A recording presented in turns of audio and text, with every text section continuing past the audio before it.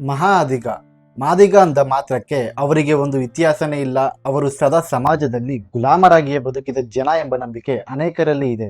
ಆದರೆ ಅದು ನಿಜವಲ್ಲ. ಇವರನ್ನ ಆದಿ ಜಾಂಬವರು, ಮಾತಂಗರು, ಮಾದಿಗರು ಇನ್ನೂ ಹಲವಾರು ಹೆಸರುಗಳಿಂದ ಕರೆಯಲ್ಪಡುತ್ತಾರೆ. ಭಾರತಕ್ಕೆ ಜಂಬೂ ದ್ವೀಪ ಎಂದು ಹೆಸರು ಬರಲು ಈ ಸಮಾಜದವರೇ ಕಾರಣ. ಇನ್ನು ರಾಮಾಯಣದಲ್ಲಿ ಬರುವ ಆದಿ ಜಾಂಬವ ಇದೇ ಕುಲದವರು ಎಂದು ಪುರಾಣ ಹೇಳುತ್ತದೆ. ಹಾಗೂ ಮಹಾಭಾರತದಲ್ಲೂ ಕೂಡ ಆದಿ ಜಾಂಬವರ ಉಲ್ಲೇಖವಿದೆ. ಶ್ರೀಕೃಷ್ಣನ ಮಡದಿ ಜಾಂಬವತಿ ಇದೇ ಕುಲದವಳು ಎಂದು ಹೇಳಲಾಗುತ್ತದೆ. ಆದಿ ಜಾಂಬವರು ಮಾದಿಗರ ಮೂಲ ಪುರುಷರು. ಜನಪದ ಮೌಖಿಕ ಪುರಾಣ ಕಾವ್ಯಗಳ ಪ್ರಕಾರ ವಿಶ್ವ ಸೃಷ್ಟಿಗೂ 6 ತಿಂಗಳ ಮೊದಲೇ ಹುಟ್ಟಿದ ಆದಿಪುರುಷ. ವಿಶ್ವವನ್ನು ತಾನೇ ಸೃಷ್ಟಿಸಿದ ಆದಿ ವ್ಯಕ್ತಿಯಾದ ಕಾರಣ ಆದಿಗ. ವಿಶ್ವ ಸೃಷ್ಟಿಗೂ ಮೊದಲೇ ಈತನಿದ್ದ ಕಾರಣ ಮಹಾ ಆದಿಗ ಆಗಿದ್ದಾರೆ. ಈ ಮಹಾ ಆದಿಗ ವ್ಯಕ್ತಿಯು ಮಾದಿಗ ಆಗಿ ಮತ್ತೆ ಅವರ ಸಂತತಿಯವರು ಮಾದಿಗರಾಗಿ ನಾಮಾಂಕಿತಗೊಂಡಿದ್ದಾರೆ. ಆದಿ ಜಾಂಬವನೇ ಜಂಬೂ ದ್ವೀಪದ ಆದಿ ಮಾದಿಗ. ಭಾರತ ದೇಶದ ಪ್ರಾಚೀನ ಹೆಸರು ಜಂಬೂ ದ್ವೀಪ. ಜಂಬೂವ ಅರ್ಥಾತ್ ಜಾಂಬವನು ಭಾರತ ದೇಶದ ಎಲ್ಲ ಜೀವಿಗಳಿಗೂ ಹಿರಿಯನಾಗಿ ಮೊದಲೇ ಹುಟ್ಟಿದ್ದರಿಂದ ಪಿತಾಮಹರಾಗಿದ್ದರಿಂದ ಇವರನ್ನ ಆದಿ ತಾತ ಅಥವಾ ತಾತ ಜಾಂಬವ ಎಂದು ಕರೆಯುತ್ತಾರೆ. ಭಾರತ ದೇಶದಲ್ಲಿ ಜಾತೀಯತೆ ಎಂಬುದು ಸಾವಿರಾರು ವರ್ಷಗಳಿಂದ ಚಾಲ್ತಿಯಲ್ಲಿದೆ. ಇಲ್ಲಿ ಹಲವಾರು ಜಾತಿ ಉಪಜಾತಿಗಳಿವೆ. ಅವುಗಳಲ್ಲಿ ಕೆಲವು ಮೇಲ್ಜಾತಿಯಂತೆ ವರ್ಗೀಕರಣಗೊಂಡರೆ ಕೆಲವು ಕೆಳಜಾತಿ ಅಂತ ಹೆಸರನ್ನ ಪಡೆದಿವೆ. ಭಾರತದಲ್ಲಿ ದಲಿತ ಅಥವಾ ಕೆಳಜಾತಿಗಳಲ್ಲಿ ಮಾದಿಗ ಸಮುದಾಯ ಕೂಡ ಒಂದು. 2011ರ ಸರ್ವೆಯ ಪ್ರಕಾರ ದೇಶದಾದ್ಯಂತ 20 ಕೋಟಿಗೂ ಅಧಿಕ ದಲಿತರಿದ್ದಾರೆ. ಈ ಮೇಲು ಕೀಳು ಎಂಬ ತಾರತಮ್ಯ ಇವೆಲ್ಲ ಮಾನವರ ಸೃಷ್ಟಿ ಮಾತ್ರ. ಜಾತಿ, ಮತ, ಧರ್ಮ, ಸಂಸ್ಕೃತಿ ಮುಂತಾದ ವಿಷಯಗಳಲ್ಲಿ ಮೇಲು ಕೀಳು ಎಂಬ ಭಾವನೆ ನಮ್ಮಲ್ಲಿ ತಲೆದೂಡಿತ್ತು. ನಮ್ಮಲ್ಲಿ ಬಹಳ ಹಿಂದೆನೆ ಚತುರ್ವರ್ಣ ವ್ಯವಸ್ಥೆ ಇತ್ತು. ಇದು ಜನ ಮಾಡುವ ಕೆಲಸ ಅಥವಾ ಅವರ ಕಸುಬಿನ ಆಧಾರದ ಮೇಲೆ ಅದನ್ನ ವಿಂಗಡಣೆ ಮಾಡಲಾಯಿತು. ಈಗ ಹೇಗೆ ನಾವು ಡಾಕ್ಟರ್ಸ್, ಲಾಯರ್ಸ್, ಇಂಜಿನಿಯರ್ಸ್, ಪೊಲೀಸ್ ಅಂತ ವಿವಿಧ ವಲಯ ಜನರನ್ನ ವರ್ಗೀಕರಿಸ್ತೀವೋ ಅದೇ ರೀತಿ ಹಿಂದೆ ಕೂಡ ವಿವಿಧ ಬಗೆಯ ಕೆಲಸ ಅಥವಾ ವೃತ್ತಿಗಳಿದ್ದವು. ಯಾರಿಗೆ ಯಾವುದರಲ್ಲಿ ಆಸಕ್ತಿ, ಅಭಿರುಚಿ ಹಾಗೂ ಪ್ರತಿಭೆ ಇರ್ತಾ ಇತ್ತೋ ಅವರು ಅಂತ ವೃತ್ತಿಗಳನ್ನ ಆರಿಸಿಕೊಂಡು ಮುಂದುವರಿತಾ ಇದ್ರು. ಅವರು ಮಾಡ್ತಾ ಇದ್ದ ತಲತಲಾಂತರದಿಂದ ಮಾಡ್ಕೊಂಡೇ ಬಂದಿದ್ದಂತಹ ವೃತ್ತಿಯ ಆಧಾರದ ಮೇಲೆ ಅವರಿಗೆ ಒಂದು ಹೆಸರು, ಸಾಮಾಜಿಕ ಸ್ಥಾನಮಾನ, ಐಡೆಂಟಿಟಿ ಇದೆಲ್ಲ ಬಂತು. ಇನ್ನು ಮಾದಿಗ ಸಮುದಾಯದ ವೃತ್ತಿಯು ಪ್ರಾಥಮಿಕವಾಗಿ ಚರ್ಮವನ್ನು ಹದ ಮಾಡುವುದು, ಪಾದರಕ್ಷೆಗಳು, ಬೆಲ್ಟ್ಗಳು, ಚೀಲಗಳು, ತಾಡಿ ಪಾತ್ರೆಗಳು ಮತ್ತು ಬ್ಯಾಗ್ಗಳನ್ನ ವಿವಿಧ ಜಾತಿಗಳಿಗೆ ಅಗತ್ಯವಿರುವಂತೆ ಒದಗಿಸುತ್ತಿದ್ದರು. ಹೆಚ್ಚುವರಿಯಾಗಿ ಮಾದಿಗ ಸಮುದಾಯವು ಡಪ್ಪು ಎಂಬ ಸಾಂಪ್ರದಾಯಿಕ ಡ್ರಮ್ ಅನ್ನು ರಚಿಸುವಲ್ಲಿ ಪರಿಣಿತಿಗೆ ಹೆಸರುವಾಸಿಯಾಗಿದೆ.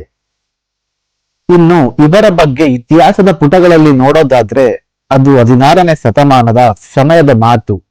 ಅಫ್ಘಾನಿಸ್ತಾನದ ಪಾಲಕರು ನಮ್ಮ ಭಾರತ ದೇಶವನ್ನ ಆಕ್ರಮಿಸಲು ಪ್ರಯತ್ನಿಸಿದ್ದ ಸಮಯವದು. ಆ ಸಮಯದಲ್ಲಿ ಪಶ್ಚಿಮ ಬಂಗಾಳದ ಮಾದಿಗ ವಂಶಕ್ಕೆ ಸೇರಿದ ರಾಜ ಆ ಪ್ರಾಂತ್ಯವನ್ನ ಆಳುತ್ತಿದ್ದರು. ಅವರನ್ನು ಸೂರ್ಯವಂಶದ ಕ್ಷತ್ರಿಯ ವರ್ಗಕ್ಕೆ ಸೇರಿದವರೆಂದು ಗುರುತಿಸಲಾಗುತ್ತಿತ್ತು. ಗೌತಮ ಬುದ್ಧ, ಚಂದ್ರಗುಪ್ತ, ಅಶೋಕನು ಸಹ ಈ ವಂಶಕ್ಕೆ ಸೇರಿದವರೇ. ರಾಜ ಸವರ್ಸೇನ್ ಪಾಲನೆಯ ಕಾಲದಲ್ಲಿ ಈ ಸಮಾಜವು ದೇದೀಪ್ಯವಾಗಿ ಬೆಳಗುತ್ತಿತ್ತು. ಸಂತ ರವಿದಾಸರು ಸಹ ಈ ಸಮಾಜಕ್ಕೆ ಸೇರಿದವರು. ಚಿತ್ತೋರ್ನ ರಾಜ ವಂಶಕ್ಕೆ ಸೇರಿದ ರಾಜ ಸಾಂಗ ಮತ್ತು ಅವರ ಪತ್ನಿ ಸಂತ ರವಿದಾಸರನ್ನ ಬಹಳ ಭಕ್ತಿಯಿಂದ ಪೂಜಿಸುತ್ತಿದ್ದರು. ಅವರಿಬ್ಬರು ಸಂತ ರವಿದಾಸರನ್ನ ಚಿತ್ತೋರಿಗೆ ಬರಲು ಕೇಳಿಕೊಂಡರು. ಹಾಗೆ ಚಿತ್ತೋರ್ನ ರಾಜಗುರುವಾಗಿ ಅಲ್ಲೇ ಇರುವಂತೆ ಕೋರಿಕೊಂಡರು. ಸಂತ ರವಿದಾಸರು ಚಿತ್ತೋರ್ ರಾಜರ ಆದ್ಯತೆಯನ್ನ ಸ್ವೀಕರಿಸಿ ಅಲ್ಲೇ ನಿವಾಸರಾಗುತ್ತಾರೆ. ಆ ಸಮಯದಲ್ಲಿ ರವಿದಾಸರ ಮಾತುಗಳು, ಪ್ರವಚನಗಳು ಪ್ರಜೆಗಳನ್ನ ಪ್ರಭಾವಿತಗೊಳಿಸಿದವು. ಸಂಸ್ಥಾನದಲ್ಲಿ ಬಹಳಷ್ಟು ಜನರು ರವಿದಾಸರನ್ನ ತಮ್ಮ ಗುರುವಾಗಿ ಒಪ್ಪಿಕೊಂಡರು. ಅದೇ ಸಮಯದಲ್ಲಿ ಮತ್ತೊಂದು ಕಡೆ ಸಿಕಿಂದರ್ನ ಆಳ್ವಿಕೆ ನಡೆಯುತ್ತಿತ್ತು. ಸಿಕಿಂದರ್ಗೆ ಸಂತ ರವಿದಾಸರ ವಿಷಯ ತಿಳಿದು ಪ್ರಜೆಗಳು ಇಸ್ಲಾಂನ ಮತಾಂತರಗೊಳ್ಳದೆ ಎಲ್ಲಿ ರವಿದಾಸನ ಮಾತುಗಳಿಗೆ ಪ್ರಭಾವಿತರಾಗುತ್ತಾರೆ ಎಂದು ಭಯವಾಗಿತ್ತು. ಇದರಿಂದ ತನ್ನ ದರ್ಬಾರ್ನ ಮುಖ್ಯಸ್ಥನಾದ ಮುಲ್ಲಾಫ್ ಅದ್ನಾಫ್ ಅಕೀರ್ಗೆ ಸಂದೇಶ ಕಳಿಸಿದನು. ಮುಲ್ಲಾಫ್ ಅಲ್ಲಿಗೆ ಹೋಗಿ ರವಿದಾಸರನ್ನ ಇಸ್ಲಾಂ ಮತ ಸ್ವೀಕರಿಸುವಂತೆ ಹೇಳುತ್ತಾನೆ. ಆಗ ರವಿದಾಸರು ತನ್ನನ್ನು ಶಾಸ್ತ್ರಗಳಲ್ಲಿ ಸೋಲಿಸಿದರೆ ಇಸ್ಲಾಂ ಮತವನ್ನ ಸ್ವೀಕರಿಸುವುದಾಗಿ ಹೇಳುತ್ತಾರೆ. ಒಂದು ವೇಳೆ ಅಕೀರ್ ಸೋತು ಹೋದರೆ ಹಿಂದೂ ಧರ್ಮವನ್ನ ಸ್ವೀಕರಿಸುವುದಾಗಿ ಷರತ್ತನ್ನ ನೀಡುತ್ತಾರೆ. ಆದರೆ ಸದ್ನಾ ಫಕೀರ್ಗೆ ತನ್ನ ಮೇಲೆ ತನಗೆ ಬಹಳಷ್ಟು ನಂಬಿಕೆ ಇರುತ್ತದೆ.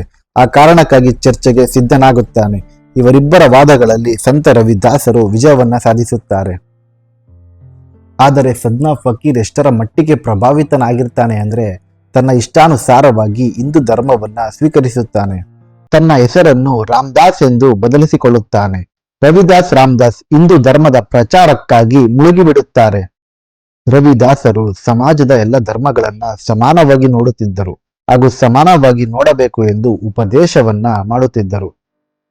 ಸದ್ನಾ ಫಕೀರ್ ರವಿದಾಸರ ಮಾತುಗಳಿಂದ ಪ್ರಭಾವಿತರಾಗಿ ಹಿಂದೂ ಧರ್ಮವನ್ನ ಸ್ವೀಕರಿಸಿದಾನೆಂದು ತಿಳಿದು ಸಿಕಿಂದರ್ ಲೋಧಿ ಆಶ್ಚರ್ಯಗೊಂಡು ಕೋಪದಿಂದ ಆಕ್ರೋಶಗೊಳ್ಳುತ್ತಾನೆ. ರವಿದಾಸರನ್ನ ಬಂದಿಯಾಗಿ ಹಿಡಿದುಕೊಂಡು ಬರಲು ಆದೇಶವನ್ನ ಮಾಡುತ್ತಾರೆ. ಹಾಗೆ ಆತನನ್ನು ಕಾರಾಗೃಹದಲ್ಲಿ ಬಂಧಿಸುತ್ತಾರೆ. ಆತನಿಗೆ ಚರ್ಮದಲ್ಲಿ ಚಪ್ಪಲಿ ಹೊಲಿಯುವ ಕೆಲಸವನ್ನ ಕೊಡುತ್ತಾರೆ. ಸಿಕಿಂದರ್ ಲೋಧಿ ಹಿಂದೂಗಳ ಮೇಲೆ ಮತ್ತಷ್ಟು ದ್ವೇಷವನ್ನ ಸಾಧಿಸುತ್ತಾ ಹೋದನು. ಹೆಚ್ಚು ಜನರನ್ನ ದೌರ್ಜನ್ಯದಿಂದ ಇಸ್ಲಾಂ ಮತಕ್ಕೆ ಮತಾಂತರ ಮಾಡಿದನು. ಆದರೆ ಮಾದಿಗರು ಇಸ್ಲಾಂ ಮತವನ್ನ ಸ್ವೀಕರಿಸಲು ನಿರಾಕರಿಸಿದರು. ಅವರೆಲ್ಲರನ್ನ ಬಂಧಿಸಿ ಅವರನ್ನ ಚರ್ಮಗಳಿಂದ ತಯಾರಿಸುವ ವಸ್ತುಗಳನ್ನ ತಯಾರಿಸುವ ಕೆಲಸಕ್ಕೆ ಒಪ್ಪಿಸಿದನು. ವಿದೇಶಿಗರ ಆಕ್ರಮಣಕ್ಕೂ ಮುಂಚೆ ಭಾರತದಲ್ಲಿ ಚರ್ಮದಿಂದ ತಯಾರಿಸಿದ್ದ ವಸ್ತುಗಳು ಇರುತ್ತಿರಲಿಲ್ಲ. ಚರ್ಮವನ್ನ ಅಪವಿತ್ರವೆಂದು ಭಾವಿಸುತ್ತಿದ್ದರು.